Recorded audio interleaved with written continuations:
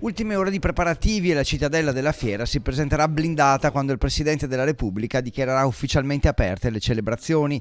Da quel momento Padova sarà davvero la capitale europea del volontariato per il 2020. Il padiglione 8 della fiera ospiterà oltre 4.000 persone e sarà blindato fin dal mattino presto in attesa dell'arrivo di Sergio Mattarella. Abbiamo fatto l'invito al Presidente e il Presidente ha accettato. Credo che sia un'attenzione non solo per la nostra città, il nostro territorio, la nostra regione, ma una grande attenzione appunto per tutte le iniziative solidali del nostro Paese. La cerimonia prenderà il via alle 10, ma l'afflusso di gente inizierà ben prima, visto che tutti gli invitati dovranno attraversare i metal detector predisposti all'ingresso, 6 varchi elettronici, ognuno dei quali accoglierà 600 persone all'ora. Mattarella, prima di entrare in sala, saluterà in un'area riservata gli organizzatori dell'evento. Lo ringrazierò e il mio piccolo intervento sarà un intervento di disponibilità, di impegno, cioè da partire dal volontariato facciamo proprio le parole del Presidente, ricuciamo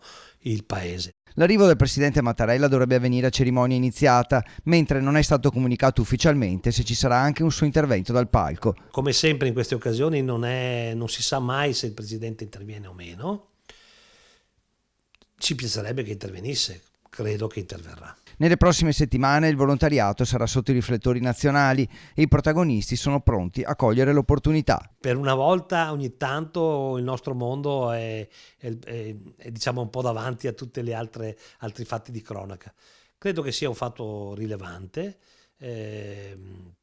Preferirei da domani in poi che iniziassimo a raccontare qualche storia interessante, più che sentire me che parlo. La cerimonia di apertura in pratica durerà 3 giorni con spettacoli, dibattiti e incontri fino a domenica sera e da venerdì a domenica musei civici aperti a tutti i volontari d'Italia.